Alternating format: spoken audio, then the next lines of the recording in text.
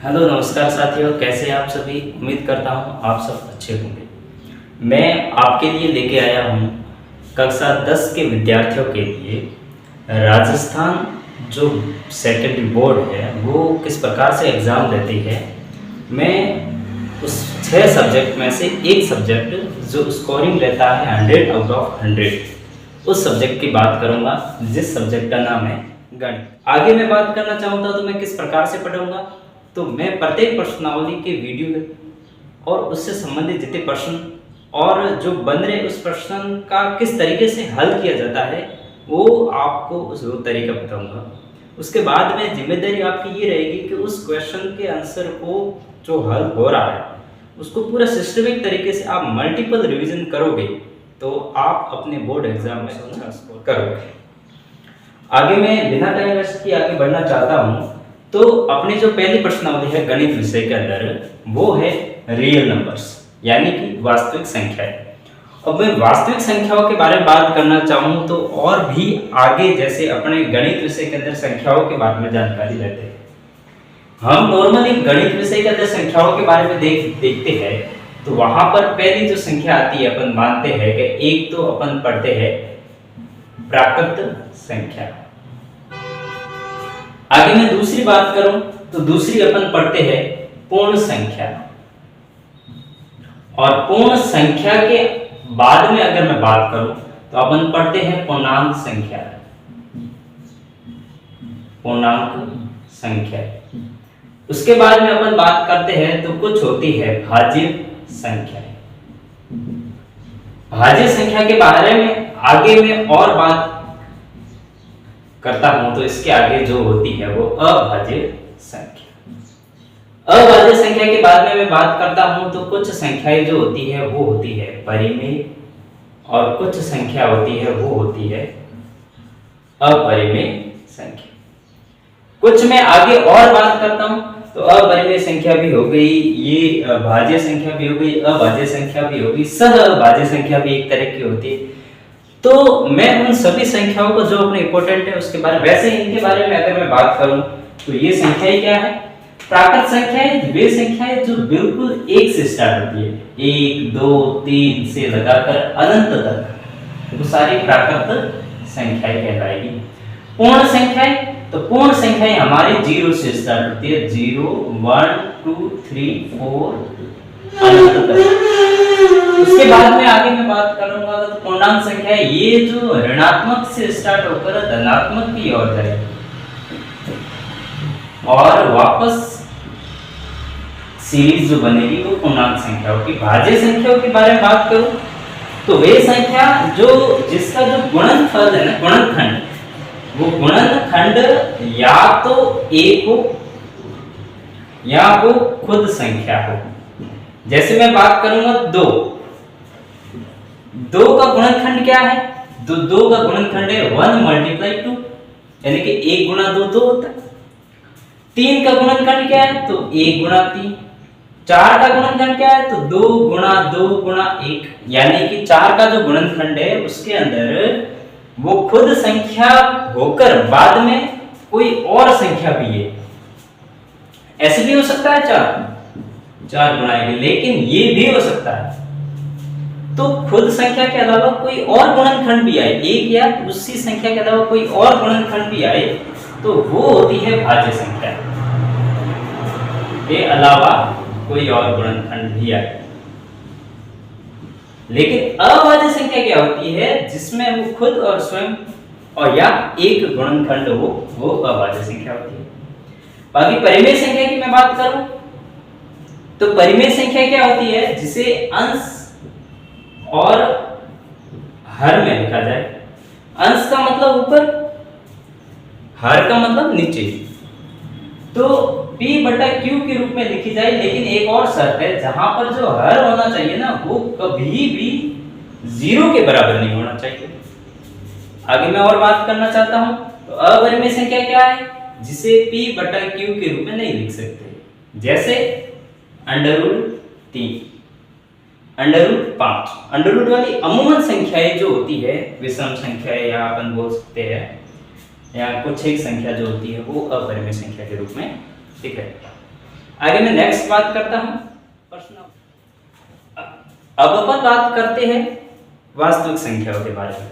तो वास्तविक संख्याओं के विभाजन का एक रूल है, वो एक वैज्ञानिक यूक्लिड ने दिया था, जिसे अपन को फॉलो करना है और उस रूल के आधार पर अपने जो क्वेश्चन बनेंगे। उस रूल का नाम है यूक्लिड विभाजन प्रमेय। यूक्लिड विभाजन प्रमेय। इसी रूल्स के आधार पर अपन संख्याओं का HCF निकालेंगे। ये प्रमेयिका क्या होती है? तो प्रमेयिका जो होती है वो एक सिस्टमिक तरीके का नियम है। उस नियम के आधार पर अपन को उन सब संख्याओं के विभाजन नियमों को सिस्टमिक तरीके से सॉल्व करना है। तो अपन ज्यादा इसका मतलब ना जानकर अपन ये जानते हैं कि ये चीज होती क्या है। मैं आगे बात करता हूं तो अगर मैं दो तरीके के भाग करता हूं यहां पर, तो यहां पर मैं दो तरीके के भाग कैसे करूंगा? एक तो मैं 15 में देता हूं 3 का भाग, 15 में 3 का भाग, 3 का जो 15 में भाग गया वो गया 5 बार और शेष पर आ गया 0। नेक्स्ट मैं बात करता हूं तो 17 में मैंने 3 का भाग दे दिया, तो 17 में भी 3 का भाग कितनी बार गया? 5 बार गया, शेष पद आ गया 2। अब मैं आगे बात करता हूं तो ये जो चीज होती क्या है उसके बारे में बात करता हूं। इसको जो बोलते हैं वो बोलते हैं भाज्य। इसको क्या बोलते हैं? भाज्य। अब ये जो होता है वो होता है भागफल और ये जो होता है वो होता है भाजक और इसको बोलते हैं शेषफल। अब अगर मुझे भाज्य निकालना है तो मैं इसका और इसका क्या करूंगा? गुणा करूंगा, यानी कि भाजक गुणा भागफल और शेषफल को क्या करूंगा? जोड़ दूंगा। ठीक इसी तरह मैं इसको अप्लाई करूंगा कि मैं इसको जो है ना भाजक को b मानता हूं, ये प्रतीक दे रहा हूं मैं जो अपने काम आएगी। ये जो भाज्य है इसको मैं a मानता हूं, भागफल को मैं q बोलता हूं और शेषफल जैसे r फॉर रेशनल होता है इसको मैं r मानता हूं। तो कुछ इस प्रकार से क्वेश्चन बनेगी कि भाज्य a बराबर होता है ये भाजक यानी कि b गुणा q, तो b गुणा q प्लस r। ये चलो इस पे इंप्लीमेंट करते हैं कि अपन a आता है। चलो बात करते हैं। मुझे a निकालना है यानी कि 15 निकालना है इनमें से, तो b गुणा q यानी कि 3 गुणा 5 प्लस r का मतलब 0, तो बिल्कुल 3 गुणा 5 कितने होते हैं? 15। मैं इसी तरह इसको इंप्लीमेंट करता हूं तो 17 बराबर 3 गुणा 5, 3 गुणा 5 प्लस r का मतलब 2, तो 15 प्लस 2 बराबर 17 बराबर 17। तो ये जो बना है ये क्या है? तो इसी को ही बोलते हैं यूक्लिड विभाजन प्रमेय। मतलब ये हुआ कि अपन को अगर भाज्य निकालना है तो अपन भाजक और भागफल का गुणा करेंगे और शेषफल को जोड़ देंगे। इसी से अपने पास में क्या निकल जाएगा? भाज्य, और भाज्य जो विभाजन वाली प्रमेय का ये जो बन रही है वो यूक्लिड विभाजन प्रमेय का। कुछ और अपन अगर फैक्ट की बारे में बात करें तो ये जो है फैक्ट वो ये बोल रहा है कि अगर अपन बात करेंगे r शेषफल यानी कि r जो होता है वो 0 से 0 के बराबर भी हो सकता है, r का मतलब शेषफल, और 0 से बिल्कुल छोटा यानी कि माइनस में कभी r नहीं होगा। माइनस में कभी r नहीं होगा, यानी कि ये जो r होता है वो हमेशा 0 से क्या होता है? बड़ा होता है। चलो ये बात करते, बड़े का मुंह इस साइड ओपन हुआ। अब मैं बात करता हूं b की, तो b जो है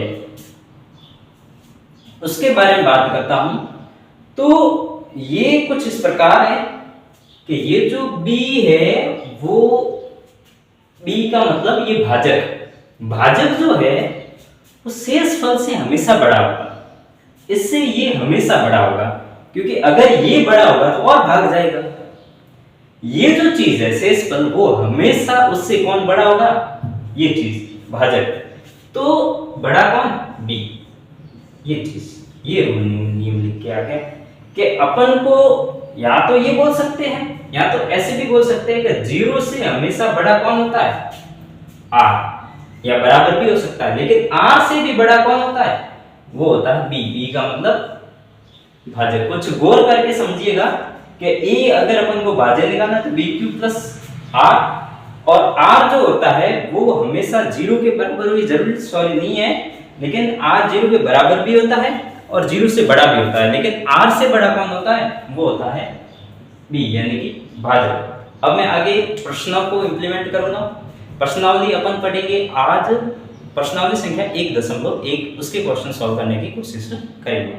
प्रश्नावली संख्या 1.1 में बात करूंगा, तो यहाँ पर मैं एक्सरसाइज नंबर 1.1 उन सवालों को मैं डिस्कशन करूंगा।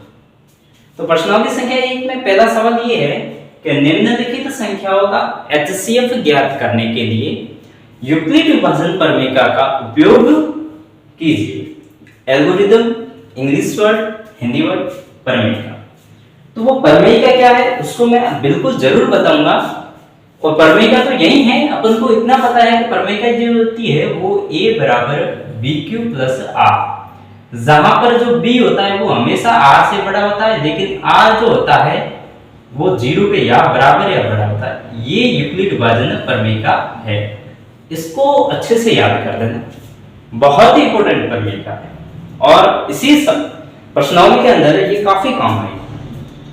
आगे मैं नेक्स्ट बात करूंगा, तो ये सवाल किस टाइप से होगा, अपन को बोला है एचसीएफ निकालना। मैं ज्यादा बात नहीं करूंगा कि एचसीएफ क्या होता है, एलसीएम क्या होता है, या पढ़े होंगे, लेकिन फिर भी मैं नॉर्मली बता देता हूं। एचसीएफ यानी कि हाईएस्ट कॉमन फैक्टर, यानी कि अधिकतम उभयनिष्ठ गुणनखंड, यानी कि बड़े से बड़ा गुणनखंड, बड़े से बड़ी संख्या जिसका जो भाग है ना वो 2, 3, 4 जितने भी संख्या दे रखी है ना उसमें जाना चाहिए, वो बड़ी से बड़ी संख्या होनी। एक बात करते 18 की और एक बात करते 27 की, तो दोनों में किसका भाग जाता है, 3 का भी जाता है, 9 का भी जाता है, लेकिन इसका एचसीएफ बड़ी से बड़ी संख्या कौन सी है, 9। कैसे आएगी अभी मैं बात करता हूं। इसका अपन अभाज्य गुणनखंड द्वारा जब एचसीएफ निकालेंगे तब अपने पास में वो संख्या आ जाएगी। जैसे मैं अभी 27 का और 18 का निकाल रहा हूं, तो ये तो आपको आता ही होगा निकालना। तब इसमें जो इनके गुणनखंड बन रहे हैं वो क्या बन रहे हैं, कुछ इस प्रकार बन रहे हैं, और इसका जो गुणनखंड वो बन रहा है ये। अब इसमें कॉमन कौन से, कॉमन मतलब दोनों में होने चाहिए, एक तो ये है एक ये है, यानी कि 3 × 3 = 9। एचसीएफ क्या है, 9। अभी अपन को ये यूज नहीं करना है, अभी अपन को अभाज्य गुणनखंड विधि यूज नहीं करनी है, अपन को यूक्लिड विभाजन प्रमेय का यूज करना है। और ये यूज किस प्रकार होगा उसके संबंधित अपन बात करते हैं। अब ये यूज इस प्रकार से होगा जिस प्रकार अपने प्रमेय का है। चलो मैं इसका यूज करके बताता हूं। अपन को बिल्कुल भाग जैसा एक बनाना है डायग्राम, और अंदर बड़ी संख्या रखनी है। अब इन दोनों में से बड़ी कौन सी है, 225, यानी कि 225। बाहर कौन सी आएगी, जस्ट छोटी संख्या। एचसीएफ यूक्लिड विभाजन प्रमेय का मैं ओनली फॉर 2 संख्याओं का निकालने के लिए ही आपको बोलेंगे। अब मैं बात करता हूं 135 का, मुझे 225 में भाग देना है, तो ये भाग 135 का 2 बार जाएगा तो 270 बन जाएंगे, जो कि ज्यादा है, तो एक बार जाएगा भाग। तो एक बार जाने पर 135 आ गए, 5 से 5 0, 12 में 9, 1 में 1 0। अब अपन को क्या करना है, वैसा का वैसा डायग्राम बनाना है। कैसा, इस प्रकार से भाग बनाना है वापस। चलो अब इसके अंदर कौन सी संख्या रखेंगे, तो इसके अंदर ये वाली संख्या रखेंगे जिसका पहले भाग लिया अपन ने 135 रख ली। अब 90 दूना 180 होता है, जो कि ज्यादा जाता है, तो मैंने यहाँ पर 90 एकम 90, 5 का 5, 13 में गए 9, बचे 45। अब मुझे बात करना है वापस, यू बनाना है भाग अब अंदर क्या रखेंगे, जो इससे पहले किसका भाग दिया, 90 का दिया, तो चलो 90 का रख दिया। अब 45 से कम 45, 45 दूना 90। ओ ये तो आ गया शेषफल, कितना आ गया, 0। अब अपन को क्या करना है, जो शेषफल जिस संख्या का अपन ने भाग दिया है और उस संख्या के बाद में अपना शेषफल कितना है, 0, तो अपन मानेंगे कि अब जो है ये इसका भाग दिया है वही हमारा क्या होगा, HCF। अब ये इंपॉर्टेंट नहीं है, अपने लिए क्या जरूरी है वो आगे अपन बताएंगे। अपने लिए ये जरूरी है कि इसके स्टेप क्या होते हैं। एग्जाम में ये कुछ ज्यादा नहीं है हेल्प करेगा, ये चीज अपन को लिखनी है, लेकिन ये चीज कैसे लिखेंगे, जब अपन को ये आना होगा। तो मैं इस प्रकार से इसको लिखूंगा कि एक फर्स्ट नंबर स्टेप क्या है अपना, अपन को 225 लेके आने। अब अपन को इसका यूज करेंगे, a बराबर बी क्यू, बी कौन है 135, क्यू कितना है 1 प्लस शेषफल कितना है 90। अभी तक शेषफल 0 नहीं आया तो अपना HCF भी नहीं आएगा। दूसरा नंबर मुझे क्या लेके आना है, 135 135 किसका, b गुणा q यानी कि 90 गुणा 1 प्लस शेषफल 45 तो 45। अब मुझे क्या लेके आना है, ये 90, तो 90 बराबर b गुणा q 45 गुणा 2, शेषफल कितना है 0। ओ हो गया काम, यानी कि अपना शेषफल जो आ गया 0, तब अपन ने किसका भाग दिया, वही हमारा क्या HCF। अतः HCF बराबर 45 यानी कि 45। तो इस प्रकार से अपन आगे वाले सवालों को जरूर बात करते हैं। सवाल नंबर 2 की, वो भी HCF निकालना है अपन विधि अनुसार, वही चाहे कितनी भी संख्या बड़ी क्यों ना हो अपन HCF निकालेंगे। बड़ी संख्या कौन है, 38220, छोटी संख्या 196। अच्छा तो फिर अपन अब करते हैं शेषफल, निकालते हैं कि शेषफल कितना आता है। बात करते हैं, संख्या बड़ी है तो मैंने ले लिया 382, कितनी बार भाग दूं, अगर मैं 2 बार दूंगा भाग, 2 से गुणा करूंगा तो ये आ जाएगा, कितना आ जाएगा 382 नहीं आएगा, हाँ मैं कर देता हूं, चलो 196 मल्टीप्लाई 2, 12 हासिल की 1, 18 और 1 19, और ये जो आ गया है वो 392 आएगा, जो कि ज्यादा जाएगा। तो मैं एक बार ही भाग देता हूं 196 बार। जब मैंने एक बार भाग दिया तो यहां पर मैं बात करता हूं कितना बचा, 12 में से 6 गए पीछे 6, 7 में से 9 ज्यादा नहीं, 17 में से 9 गए पीछे 8 और 1। अब मैं अभी तक अपना शेषफल नहीं आया तो अपन शेषफल निकालेंगे। ये 1800 कितने बचे 62। अब मुझे आप ये मत करना, ये करने लग जाओ, क्यों, क्योंकि ये चीज अपन ने पूरी किया ही नहीं भाग, तो अपन को ये चीज नहीं करनी अभी तक अपन को पूरा भाग करना है। तो ये 1862 है, ये 200 के आसपास है, 200 1800 कैसे 9 का गुणा करते हैं, तो 196 मल्टीप्लाई 9, 9 छक्के 54 हासिल की 5, 9 9 81, 81 और 5 होते 86, 9 1 9 और ये 1764 बने। अब घटा देते हैं, 12 में से 4 गए पीछे 8, 15 में से 9 गए पीछे 6, 15 में से 6 गए पीछे 9, और 7 में 7 गए 0, 1 में से 1। अब मैं बात करता हूं यहां क्या उतारूंगा 0। अब ये कितनी बार जा रहा है, मेरे को लग रहा है ये 200 और ये 1000 के आसपास है, तो ये 5 बार जाएगा, पिछली बार 9 बार गया, ये 5 बार, तो ये 5 से बिल्कुल 18980 आंसर। क्या हुआ, भाग ही पूरा गया। भाग पूरा गया तो अपन ने भाग किसका दिया, अपन ने भाग दिया 196 का। मतलब ये हुआ कि इसका जो HCF है वो क्या आया, इसका जो HCF यही आई संख्या, खुद संख्या आ गई। अब क्यों, कैसे, सुनो स्टेप क्या बना, स्टेप बोलो, मुझे ये संख्या लेनी थी 38220 इज इक्वल टू इस संख्या का इस संख्या से गुणा, b गुणा q प्लस r, r तो 0 ही है, अरे भाई शेषफल ही 0 है, शेषफल 0 है तो अपना HCF क्या आएगा? अतः HCF 196। संख्याएं कितनी भी बड़ी क्यों ना हो, अपन को रूल आउट ऑफ रूल चलेंगे तो सारा सॉल्व हो जाएगा। अपन यूक्लिड विभाजन प्रमेय का ही सवाल नंबर 3 की मैं बात करता हूँ। तो ये सवाल नंबर पहले के 3 ही सवाल है और तीसरे सवाल की मैं बात करता हूँ। तो ये तीसरा सवाल है 867 और 255 का HCF निकालना है यूक्लिड विभाजन प्रमेय का। बड़ी संख्या 867, छोटी संख्या 255। रख लिया? हाँ रख लिया। 250 है 250, 250 दूना 500, 500 और 250 750 होते हैं, जबकि 800 तो 3 बार बिल्कुल जाएगा। 3 बार जाएगा तो कितनी बार क्या आएगा? तो 3 का गुणा कर देते हैं। 3 पंजे 15, हासिल के 1 15, 1 16, हासिल के 1 765। चलो 765 तो रेयरली दिख रहा है। 2 0 1 102 बचे।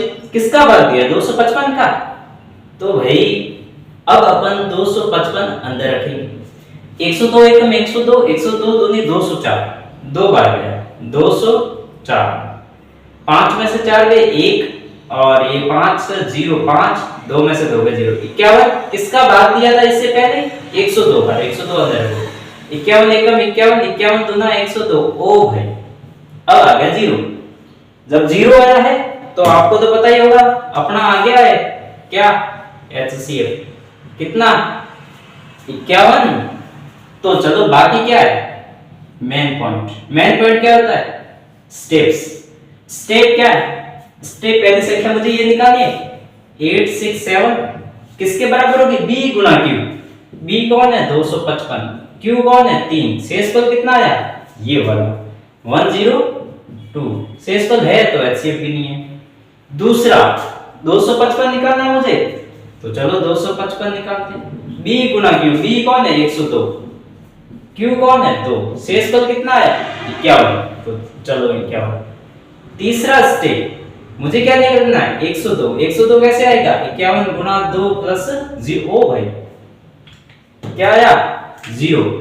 तो अपना अतः HCF कितना आया? 51। तो अपन इस तरह से इस प्रश्नावली संबंधित पहला सवाल HCF निकालना काफी इंपॉर्टेंट है और ये आता है एग्जाम में।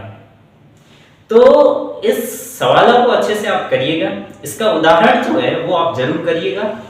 उस उदाहरण के बाद में अगर आपको समझ में नहीं आए उदाहरण, तो आप मुझे बिल्कुल कमेंट बॉक्स में मैसेज कर दीजिएगा, तो मैं इसके लिए एक वीडियो बना दूंगा ताकि उसका HCF कैसे निकालते हैं। उम्मीद करता हूँ मेरा ये वीडियो आपको अच्छा लगा हो।